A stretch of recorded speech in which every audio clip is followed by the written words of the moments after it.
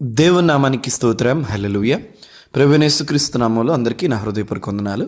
ఎఫెసీయులకు రాసిన పత్రిక 4వ అధ్యాయం 8, 9, 10 వచనాలు చూడండి. అందుచేత ఆయన ఆరోహణమైనప్పుడు చెరను చెరగా పట్టుకొని పోయి మనుష్యులకు ఈవులను అనుగ్రహించనని చెప్పబడి ఉన్నది.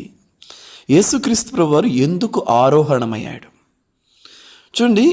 యేసుక్రీస్తు ప్రభువారు కల్వరి శిలువలో ప్రాణం పెట్టి 3 దినములు పాతి పెట్టబడ్డాడు. సో ఆరోహణము అనే మాటకి అర్థం ఏంటంటే తిరిగి లేచుట.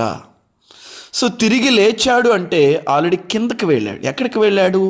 వాక్యం ఉంటుంది 9వ వచనం, భూమి యొక్క క్రింది భాగములకు దిగెనని అని అర్థం ఇస్తుందంట. అంటే యేసుక్రీస్తు ప్రభువారు పునరుద్ధానుడుగా తిరిగి లేవటానికంటే ముందుగా చనిపోయి పాతి పెట్టబడిన తరువాత భూమి యొక్క అగాధ స్థలములలోనికి వెళ్ళాడంట. ఎందుకు వెళ్ళాడు?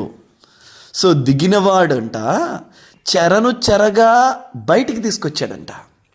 ఆదాము మొదలుకొని యేసుక్రీస్తు ప్రభువారి వరకు ఎవరైతే ప్రభు అయిన యేసుక్రీస్తునందు మరి తండ్రి అయిన దేవుని యందు విశ్వాసం ఉంచుతూ సద్భక్తిని కలిగి నీతి క్రియలను కలిగి యథార్థతను కలిగి పరిశుద్ధతను కలిగి తమ జీవితాల్ని ప్రభు కొరకు కాపాడుకుంటూ వచ్చారు, వారిని అందరినీ చెరను చెరగా తన పరదైసునకు తీసుకుని వెళ్ళటానికి భూమి యొక్క అగాధ స్థలములలోనికి వెళ్ళి వారిని తీసుకుని వచ్చి మరి ఆరోహణమైనట్లుగా దేవుని వాక్యం చేస్తాను.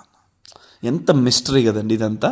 అంటే యేసుక్రీస్తు ప్రభువారి రాక వరకు కూడా అందరూ భూమి యొక్క అగాధ స్థలములలో ఉన్నారు, కానీ యేసయ్య ఆయన కూడా ఆ భూమి యొక్క అగాధ స్థలంలోనికి వెళ్ళి వారిని అందరినీ కూడా చెరను చెరగా, because they are waiting for that, సంపూర్ణులుగా చేయటానికి కొరకు, వారందరికీ పరిష్కారం ఇవ్వటం కొరకు ఆయన భూమి యొక్క అగాధ స్థలంలోనికి వెళ్ళి వారిని పరదైసులో కూర్చుండబెట్టాడంట. Praise God. Now they are waiting for the eternal judgement. వారందరూ కూడా ఇప్పుడు నిత్య తీర్పు కొరకు మరి నిత్య బహుమానం కొరకు వారందరూ ఎదురు చూస్తూ ఉన్నారు. చూడండి ఎంత బైబిల్ ఎంత స్పష్టంగా రాయబడింది చూడండి. ఆయన యందు నిరీక్షించిన వారి కొరకు, ఆయన కృప కోసం కనిపెట్టుకున్న వారి కొరకు దేవుడు తన జీవితాల్లో ఎంతగా తాము ఆయన ప్రత్యేకపరుచుకుంటూ ఉన్నాడో, ఎంతగా వారి పట్ల శ్రద్ధను కనపరుస్తూ ఉన్నాడో మనం ఈ లేఖనాలను బట్టి మనం స్పష్టంగా గమనించవచ్చు. అంటే భూమి యొక్క అగాధ స్థలముల్లోకి ఆయన దిగాడు అంటే అర్థం చూడండి, ఎంత ఆయన యందు నిరీక్షించిన వారి కొరకు ఆయన నిలబడుతున్నాడో చూడండి.